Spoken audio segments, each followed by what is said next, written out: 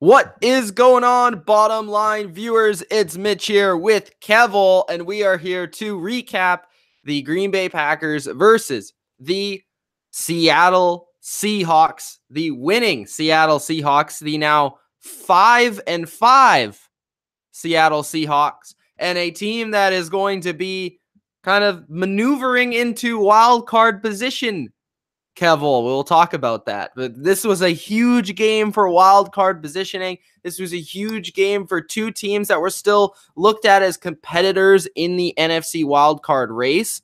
So this is a game that I think is going to be very compelling just in terms of our conversation, in terms of your guys' comments. Make sure you guys leave those comments. Let us know what you guys thought of this game between two of the premier quarterbacks in the league, Russell Wilson of the Seahawks and Aaron Rodgers of the Packers. I think a lot of it came down to these two guys' plays in the fourth quarter and really what happened on each side of the football and some of the key coaching decisions as well when we get down to it. But this was an exciting game. This was one of the best Thursday nighters of the season, I thought, overall, Kev. And did you think that as well? Also, what are you really taking away as a Seahawks fan from this victory? Well, for Thursday night, I would say at least you have to go with top two or two. You could, if you said that the Rams-Vikings game was better because it was more scoring, I would grant that to you. But in terms of competitiveness, this was a more closer game. I think that the Seahawks had a lot of trouble at the start. They started off with the fumble from Carson, and then Rodgers comes in and they score. And at least 6 false start penalties tonight, as far as I know. When they were getting past the 30, they kept shooting. They shot themselves a lot in the foot. They got a bit of a break on that David Moore catch. I think that could have went either way, but that's fine. That's fine. But ultimately, this, one of the things that has been a bit of a Achilles heel that people have been talking about is the Seahawks defensive line, and Frank Clark and Reed and those guys. 5 sacks tonight. They were all over Aaron Rodgers, and and they are able. They're the number 1 rushing team in the league. They are controlling the line of scrimmage. And yes, the Packers got 3 sacks, but the Packers did get time to get pressure. But ultimately, the Seahawks won the game at the line of scrimmage. And the Seahawks, I was surprised, in the coaching decisions. We'll get into this a little bit interesting here. I'm not sure why, with 1 timeout left, with under 5 minutes to go at 4th and 2, you don't go for it with the at least top 5 greatest quarterback of all time on the field. But I'm not Mike McCarthy, so I'll thank you, especially a team running the ball. There's still some issues, but Baldwin got in. Dixon got in for his first touchdown. And Russell Wilson is only behind Terry Bradshaw in second-half comebacks in NFL history. I'll find the stat as we go. What is that stat? The stat is that Terry Bradshaw I'll find it, but basically because he's not up there in fourth quarter comebacks. No, but in terms of second-half comebacks, he is only behind Terry Bradshaw. That's an interesting stat. I've never heard that stat in my life, but anyways, you talked about a top 5 quarterback ever there, Aaron Rodgers, and I've been one to say that as well, and I usually put him in that conversation. But this season has been a season of Mitch hating on Aaron Rodgers. Let's just put it out there, okay? I've been hating a bit on Aaron Rodgers, and today I'm going to hate on him some more, okay? Because, yes, there was some great, phenomenal, out-of-this-world throws that Aaron Rodgers made, really sexy plays. But at the end of the day, I continue to stress it. Let's go through the Packers versus the Seahawks real quick, Kevole, okay? Let's start off with the running backs. I think overall, pretty even. Maybe you give a slight edge to the Seahawks, but if we're just talking about Chris Carson versus Aaron Jones, you could debate either way who is better in that conversation. You go to the receivers. I think the Packers receivers are better. Clarify. What do you mean? Like in terms of like who's better? Who's more talented? It's even for me. Maybe you could argue given week. I think Carson is becoming in the top 10 of running backs in this league.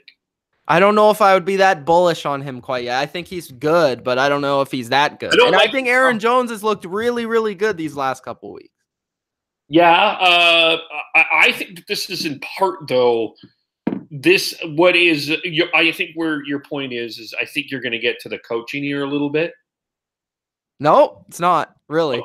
Because I think the way that Aaron Jones is used in Green Bay is very debatable. Okay, yeah, it's debatable, but today they tried to use him a little bit better. The intention was there, but my point in the long run is receivers for the Packers are better. I would argue the secondary for the Packers is better. I would argue that everything on defense, maybe besides the linebackers, are better, and I would say that the Seahawks have better coaching, but like Russell Wilson is playing with equally, if not a worse team. He has a worse offensive line. He is at home in this game, so that does matter, which I'm going to bring up. Aaron Rodgers' road record, not very impressive, okay? You look it up, all right? I'm just saying, I usually these last couple of years, I've been defending Aaron Rodgers through and through, and I think Aaron Rodgers is a supremely talented quarterback. But if you are going to continue to mention him in the greatest of all time conversation, he cannot lose games where he is the star quarterback, the lead player, the player that touches the ball the most in an NFL game, and lose to a team like the Seattle Seahawks in position to put your team into the wild card conversation when you have the ball with 3 minutes left, down by 3 points. You have to make the plays. And when we saw in that situation, Aaron Rodgers, 2 throws, terrible throws, 2 at the dirt. He missed 2 throws. You know, Aaron Rodgers can make all these throws, but he misses 2 of the most crucial throws in the entire game. And then earlier on, they get a field goal on a drive where it was 3rd and 5. And I understand there was pressure, but right off the jump, Aaron Jones was wide open for a first down. And this is what frustrates me about watching the Packers offense, is because as much as I want to say McCarthy has done a poor job with this offense and the scheme of this offense, and the scheme of this offense isn't great, a lot of it is on Aaron Rodgers' back, and maybe that's the case for most of it. But there are also times where Aaron Rodgers has receivers wide open for easy 5-yard gains, and he simply does not take the pass. He decides to run around and take a 25-yard pass instead. That's risky, and sometimes it works out and he looks like the GOAT, and sometimes he loses the game because he doesn't make those easy decisions. You'll see Peyton Manning, Drew Brees, Tom Brady, Dan Marino make these throws every single time. Joe Montana make these throws every single time if they have the chance. That is where Aaron Rodgers, in my mind, puts him into the conversation with John Elway and Brett Favre, and these guys who rely a little bit too much on their physical ability instead of just making the easy play. Like Tom Brady would pass to Aaron Jones in that situation 100 out of 100 times on that play and get the first down instead of waiting to see if something is deeper down the field. Like even on that touchdown throw that everybody was raving about, there was a receiver open 30 yards down the field, and then he waited. I don't know why. Like he was lucky that it went through and he still made that incredible play. And all the credit to him for that play because that was an amazing throw. But why not just take the play that's open right off the bat? Like this is something that frustrates me about the Packers offense and Aaron Rodgers, especially this season. And then to see him get mad at a rookie receiver like, what's his name? Brown. Yeah, He like the guy with the name. That's not one of the names. That's not a leader. Like you can get angry or like upset at certain plays, but for every single time you throw this guy the ball and then the camera's on you, the camera's on you and you're rolling your eyes. Like I can't anymore with this guy. I just can't with his attitude, and I can't with his just take the easy throws, man. I understand you're trying to be Superman, but not every time can you be Superman. Sometimes you got to be Batman. I'm just putting that out there, okay? Kev, do you see what I'm saying? Well, actually, it's interesting if you look at the last 4 fourth quarter games of fourth quarters. Here's Green Bay's scoring, and I'm just putting this out there because fourth quarters is where you win games. 7 points against the Rams. Yeah, you can argue Ty Montgomery made a really stupid mistake. That was part of it. But the Packers were leading that game 10-8. The Packers were leading in the game against the Pats and came up with no points. It's Mitch's Pats. 3 points against the Dolphins. Yeah, they were miles ahead. And in a game that they were ahead, today, at one point, 14-3, they lost. So, yeah, I mean, Rodgers' stats look really excellent. But Rodgers now in the clutch this season, this has not been the same Aaron Rodgers. The only game that I see that he came back, that it was clutch Aaron Rodgers, that we saw the artist known as Aaron Rodgers, was that Chicago Bears game. But other than that, I actually would agree with you. I don't think that he has been great this year. But also, he ranks below Cam in fourth quarter comebacks. Yeah, well, probably because he's like 60-something in the NFL history. Yeah.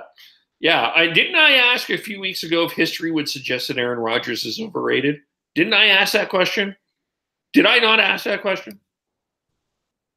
I think you did. But I do want to point out that I did call the score to be 27-24 today, and you guys can go back and check that. Okay, so let's just, at the same time here, let's just pat ourselves yes, pat ourselves on the back. I do want to point another thing out. Do you want to guess where the Packers defense ranked in terms of yards allowed coming into this game? They're in the top 10. They were 10th coming into this game. Yeah, that's a good defense. They're playing really well. Against the pass, they were 5th. Which is what matters nowadays. Yeah. I mean. Yeah, this is a very frustrated, flustered Aaron Rodgers. And you can blame this on injuries, but that defense is still injured. That defense unit for the Packers is a MASH unit. But they still hung in there. I think that to me, I think that this has not been one of Aaron Rodgers' best seasons. Yeah, and I mean, everyone's going to say, because I'm a Patriots fan, neither has it been for Tom Brady. But, I mean, Tom Brady's 41, so eventually he's going to slow down, guys. As for Aaron Rodgers, I think this is when we're expecting him to take that kind of, I don't want to say next step because it's hard to go above where he's been, but just consistency, I guess. And I'm just tired of the storylines of everybody needs to it's this guy's fault or it's that guy's fault or he doesn't have this or he doesn't have that, or can we just Russell Wilson doesn't have that. Cam Newton doesn't have that. Tom Brady has the 28th best defense in the NFL. Drew Brees doesn't have that. Drew Brees didn't have a defense for 5 straight years. Why is it Aaron Rodgers? Can we divvy it up a little bit? I don't know. I'm tired of it. So let's go to the Seahawks. Here's the stat I wanted to bring. Here's the stat. Okay. From Twitter. The Seahawks came back from I'm just quoting for you. The Seahawks came back from a 21-17 halftime deficit to beat the Packers 27-24. For his career, Russell Wilson's now 12-9 at home when trailing at halftime. That is the second best mark all time behind Terry Bradshaw, 14-9. So 12-9. Is this at home? At home. At home. How many times has Tom Brady been trailing at home? Well, probably. Isn't he 943-2 against AFC opponents at home or something like that? Yeah. No, I was just wondering, how's that sound? How many times is... Doesn't this illustrate your point about Aaron Rodgers? Yes, it does. I'm not like I'm not coming out here like I think Russell's. I don't think Russell was great today. I think at times Russell he was fine. But he was like we said, he was playing an underrated defense. I think both of these defenses are a little underrated, but like the secondary for the Packers is good. Yeah, that Fackrell guy, whatever his name is, Krell. That guy was freaking unreal today. Yeah, and he's been good all season. 3rd round pick, and I mean, Mike Daniels was out near the end of the game, so that was big. But I don't know, man. I just think like stop with Aaron Rodgers. Okay, just stop. Russell Wilson. 21 for 31, 225, 2 touchdowns. He was sacked 3 times, 110. Okay, this is another rant. It's the passer rating, not quarterback rating, okay? Can we stop on the broadcast? There's 2 different stats. As a stat geek, this annoys me. I need to rant about this.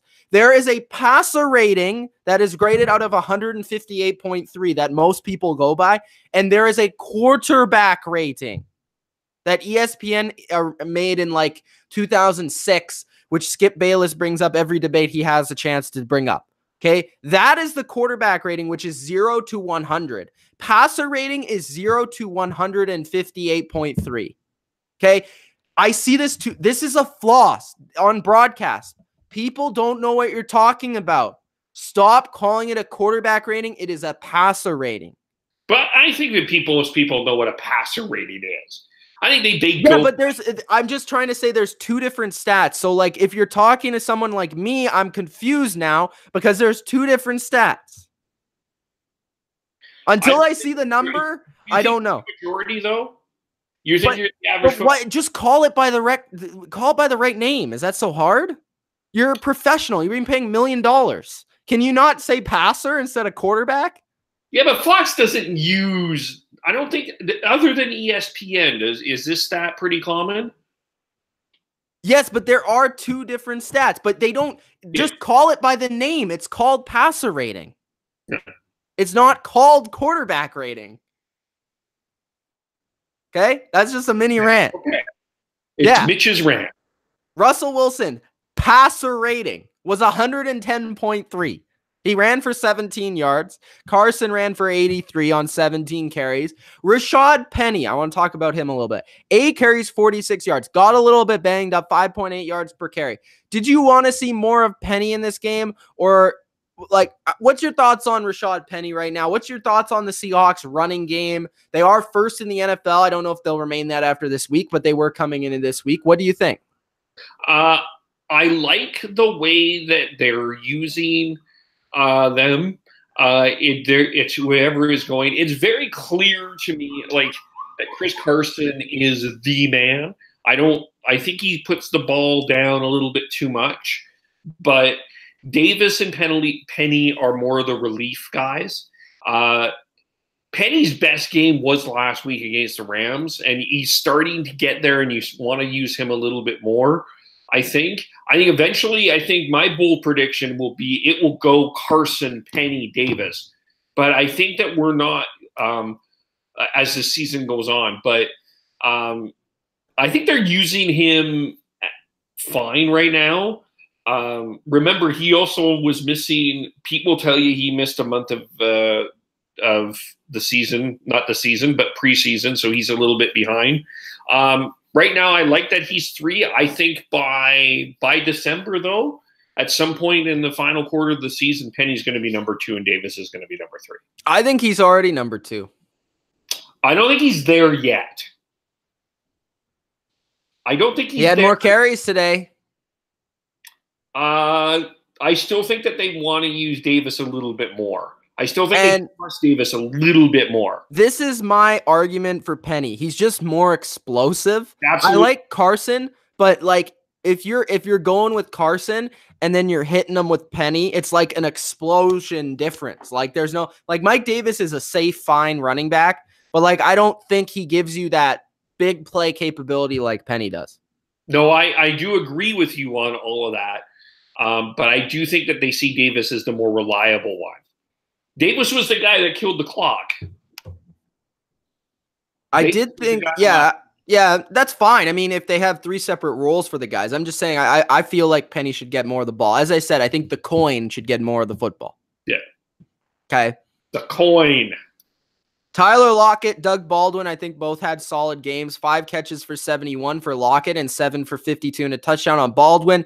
Baldwin with that up and out just made Alexander look like a fool on that play. That was nice. He crossed him up. Any comments on the receivers, Kevole? I thought they all played really well. I mean, more that again. Either way on that catch, I guess it's fine, but Pete challenged it. It was a good challenge.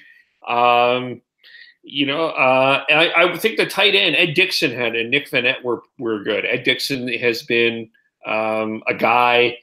Russell checked out of that play and that winning touchdown there. Ed Dixon had a good game too. Yeah, I think that, their receivers are not going to be considered some of the best in the NFL. I'll get that, but Baldwin's starting to get healthy, which is good. He wasn't healthy. He said he wasn't going to come in 100%, and he's just starting to get there. And Moore is becoming a fairly reliable target. I'd like to see a little bit better from him. Yeah, their receivers, they did a nice job, all things considered overall. They're not your Antonio Browns and your Adam Thielens, but they're getting the job done.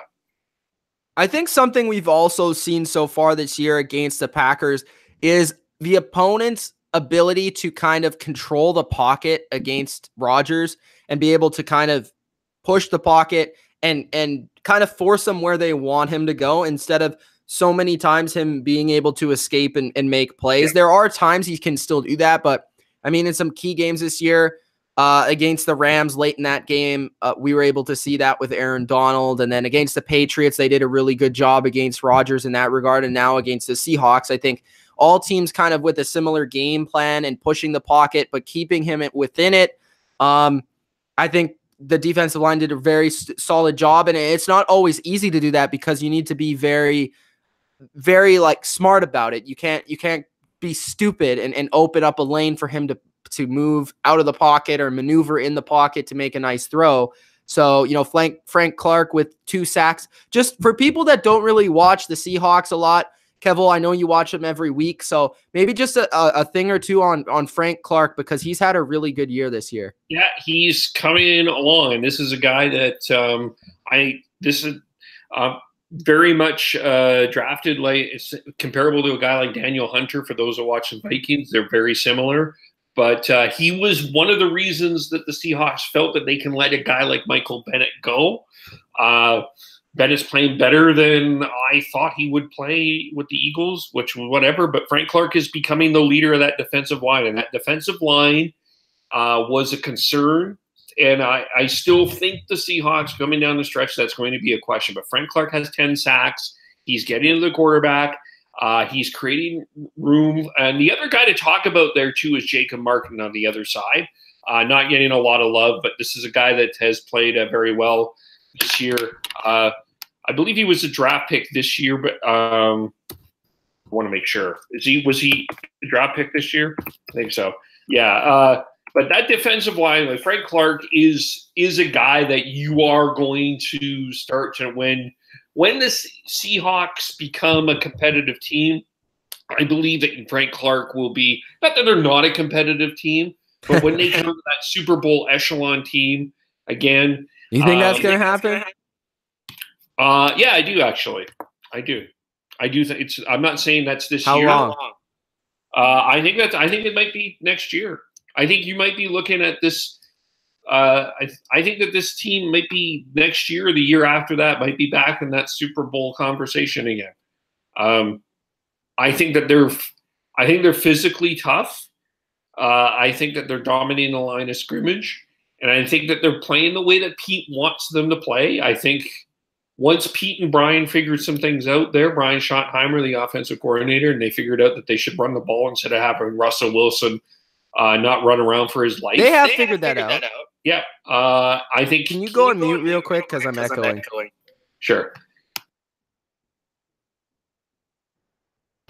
Yeah, but I think, I think that this team is starting to get. I think they need a couple of drafts. I think you need to see more experience from Griffin and Flowers.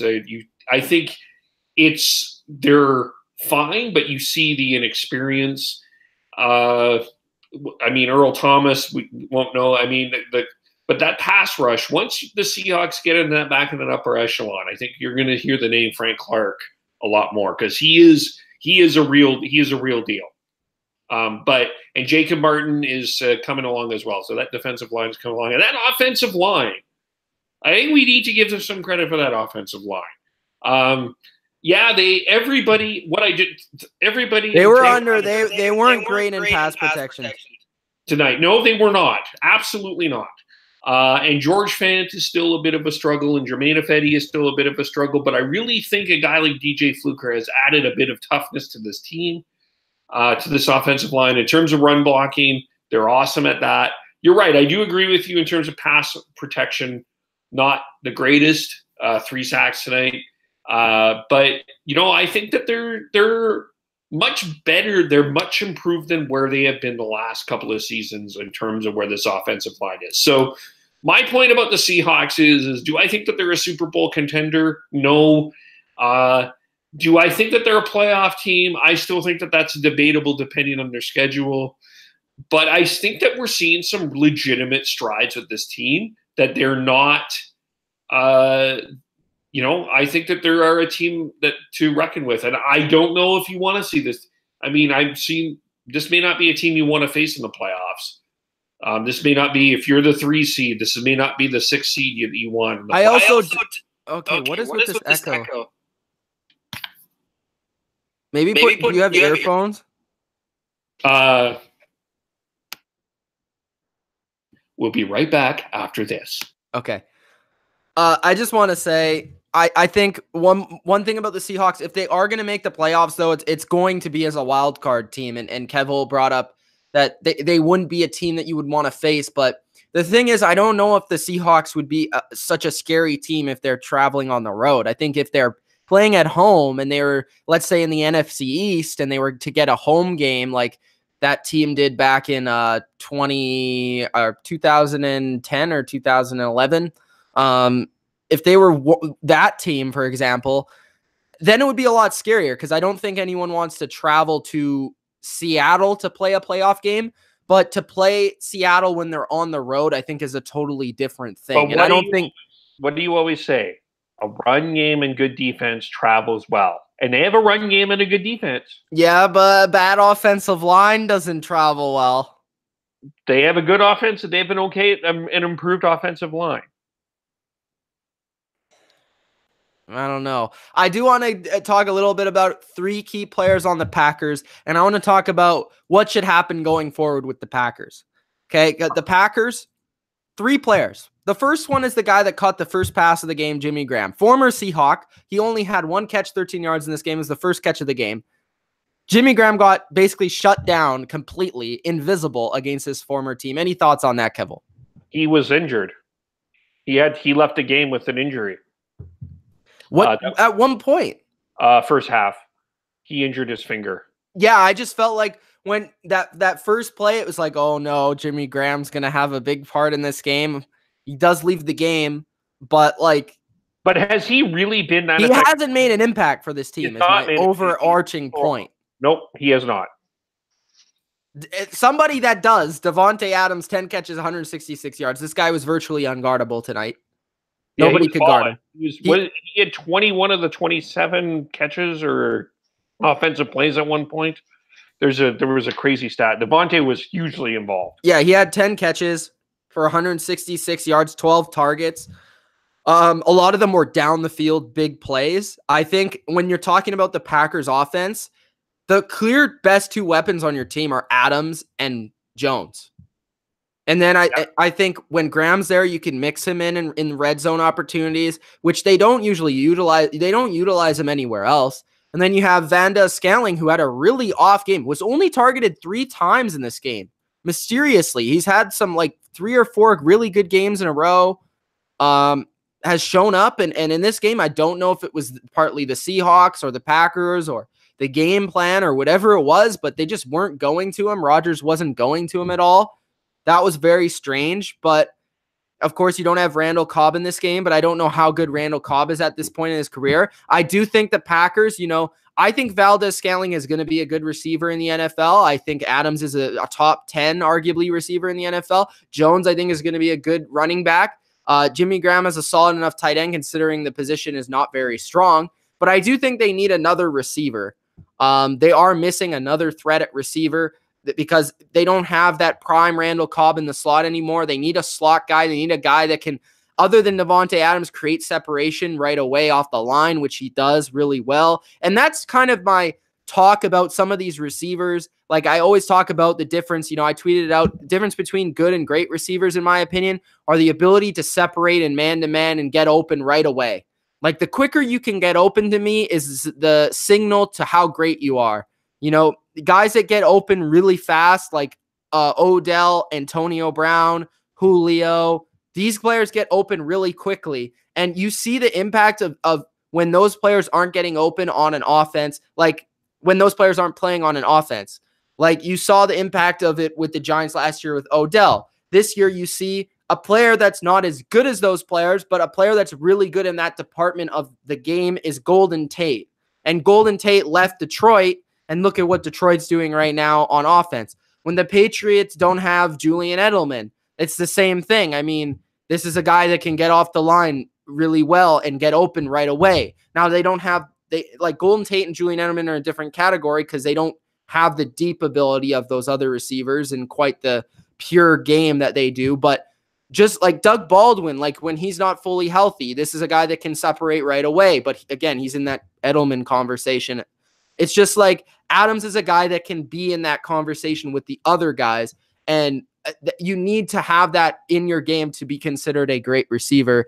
And I think that's what Adams has. And I've actually been surprised by how fast he is. Like I always thought Adams was like kind of getting open because he was strong, but then you actually realize this guy is fast too. Like he's kind of deceptively fast. So just credit to him because I thought he played a really great game. And going forward, do you think that the Packers should get rid of McCarthy and start over after this season, Kev?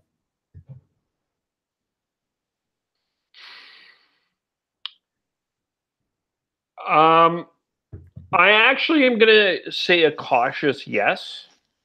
And here, I feel like I'm not saying that Mike McCarthy is a bad coach, but when you guys were mocking me about Harbaughs and the Paytons it's what I think the difference between a guy like what Payton has done and what a guy like I don't feel like Mike McCarthy has adapted his game to what's happening now. I feel like when you play the Green Bay Packers, especially offensively, I think that that game plan going in. I don't think you see any thing different from the Packers. No, they have been the same for a really long time. And it's just, I think that Mike McCarthy would be a great coach in a bunch of other places, but I think he would be a great coach for a place like Cleveland. Oh, yeah, he'd be great in Cleveland. But you would be great in Cleveland. True. But I think Mike, I think maybe the time, that's why. I think that there's a staleness of Mike McCarthy in Green Bay. And really, I think that it's a fair question to ask if this guy has been as successful as we think. This guy's been to one Super Bowl with Aaron Rodgers. He's been to 3 NFC championships. And 3 NFC championships. That's not terrible, but you would expect more with Aaron Rodgers. Yeah, to be honest. He's had the best quarterback, at least in the NFC, for forever. Yeah. So, yeah, I think to me, and I'm going to declare it, I think the Packers are done. I said that 2 weeks ago.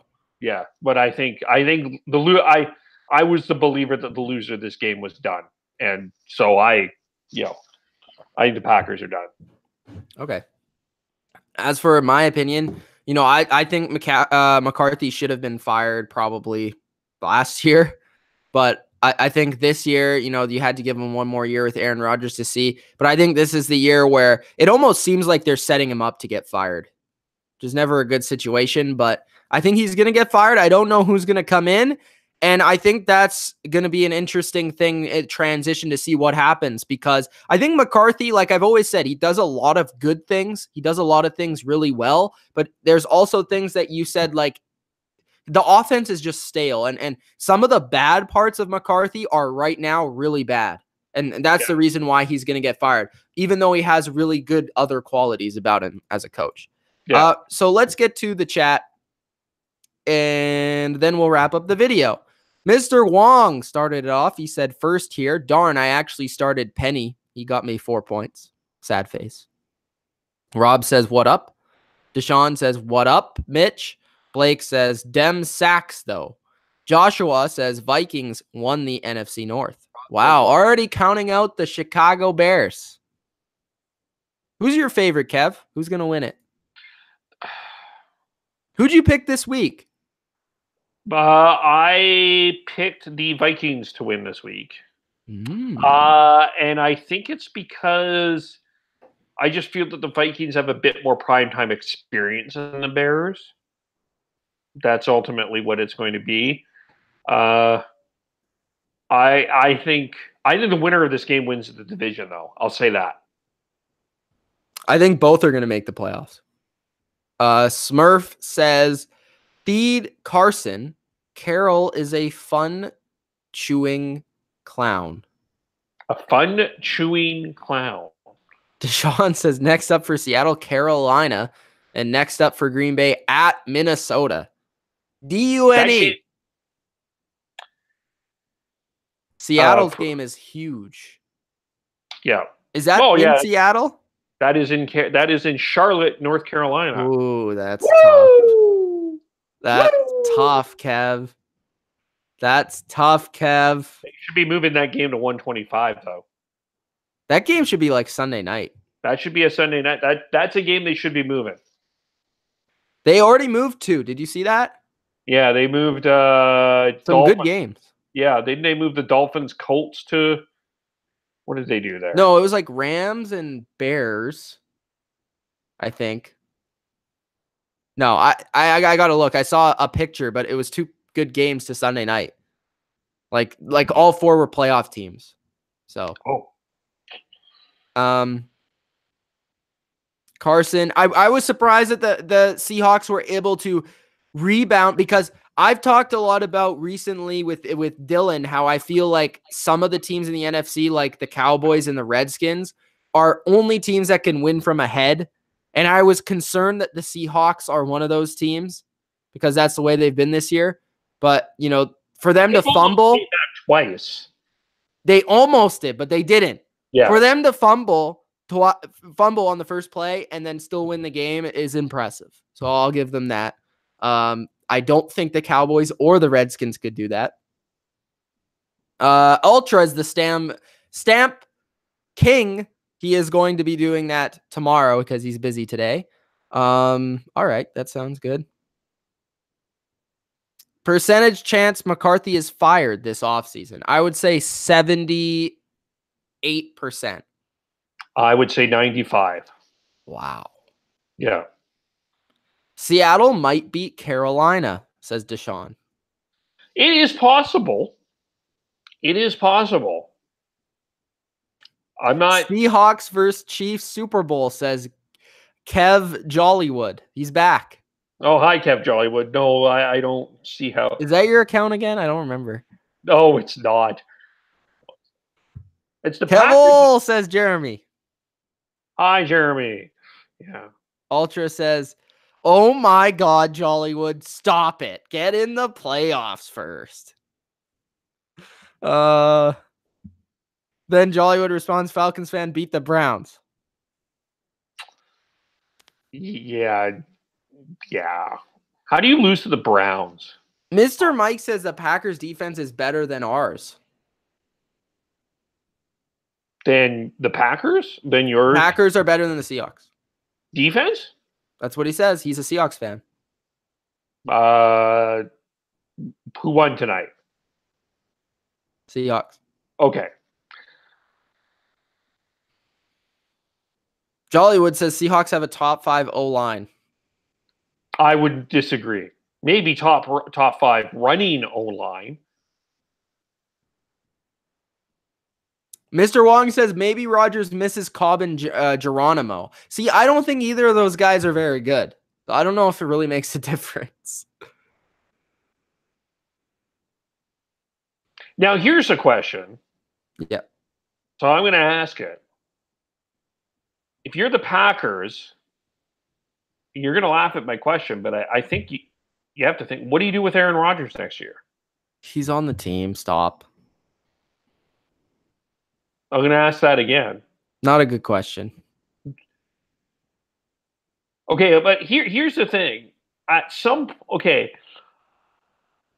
do believe that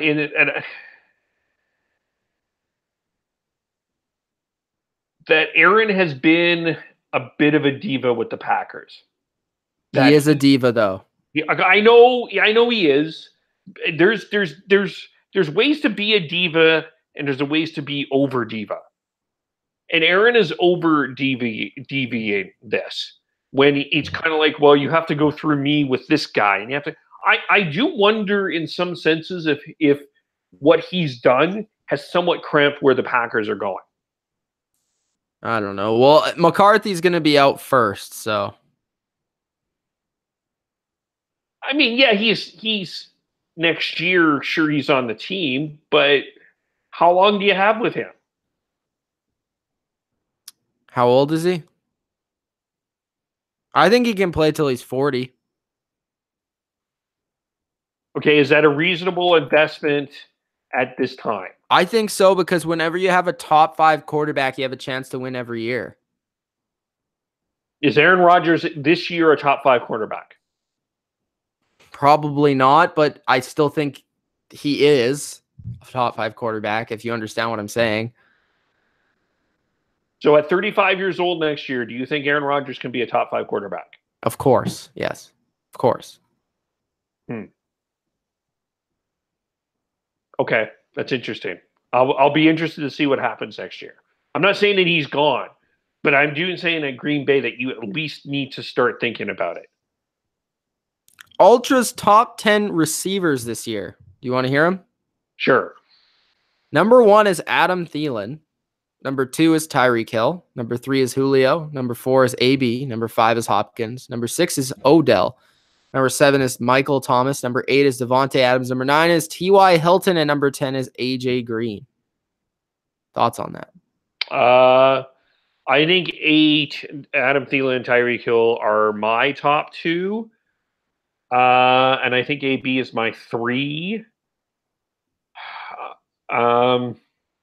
I would still take Julio and Odell ahead of Thielen. I think Tyreek Hill is in there. AB is in there. I think most of them, I wouldn't say that Hilton is a top 10 this year because he's just been hurt and stuff. I think I would probably put probably put Mike Evans in there. My top 5 right now would be, like, at this point would be, and I'm not no pro football focus, but I would go Hill. Do you want to know the stats or no? I just saw them, but I just breezed them. But in my opinion, I would go Hill right now, AB, Thomas, Thielen, and maybe OBJ. All things considered. All right. The top 6 in terms of receiving yards are Jones, Thomas, Thielen, Hopkins, Hill, and Beckham. And then Cooks. How Evans, many touchdowns does Jones have again? 2. I think. That's what's keeping me from... Tyreek Hill leads the receivers with 9. Or no, Brown has 10. That's what's keeping me out of... what's keeping Julio out of my top 5. Yeah, for me, the best receiver this year, I said it's Tyreek Hill. But I think Julio and Odell are probably 2 and 3. Doesn't matter the order. I'd probably put Thielen 4th, Brown 5th. Then I would go Thomas 6th, Hopkins 7th. 8th would be Adams, I think. 9th would be, who did he have? 9th would be AJ, and 10th would be Evans. That would be my top 10. Let's go down the list. Hashtag Nick Mullins for MVP, says Ultra.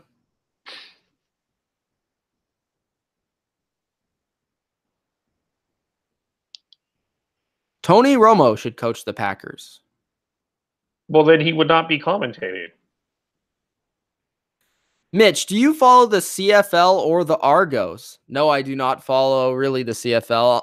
I do at times, but I wouldn't say I'm a diehard CFL fan at all. Kevole is more of a CFL fan. Yes, the semifinals are this week. Oh, Rodgers overrated, yes or no?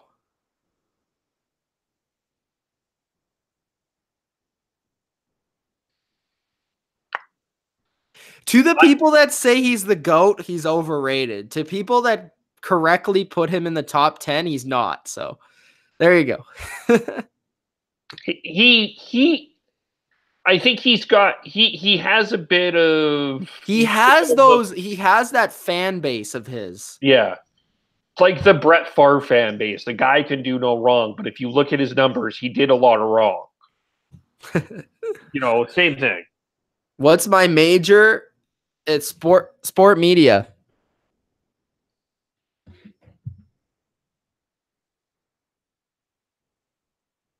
Jeremy says he's a total diva, which would mean he should be on the Total Divas show. Is Breeze top 5 ever? I would say no, personally, but I know people do put him in there. Nope. Neither for Kevole. All right. Well, any final thoughts on this game, Kev, before we wrap it up?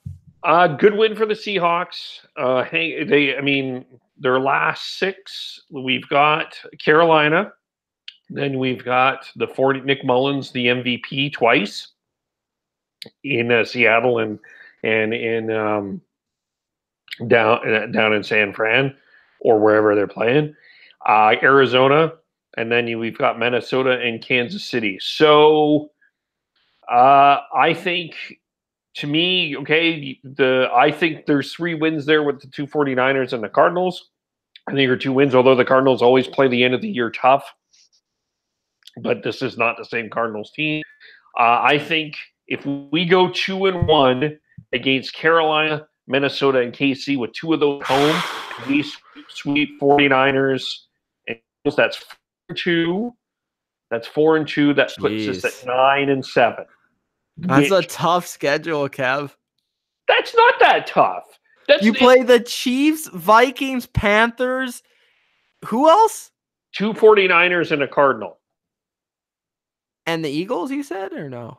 No, 2 49ers and the Cardinals. I don't know if you can beat Nick Mullins. That's highly debatable. The Giants beat Nick Mullins. Yeah, I don't know. All right. We are better than the New York Giants. On that note, I hope you guys enjoyed this recap of the Seahawks and Packers for Week 11 Thursday Night Football. It's Mitch and Kevole. If you did, hit the like button, subscribe for more Bottom Line View, NFL recaps, reactions, debates, rants, and more. Peace out.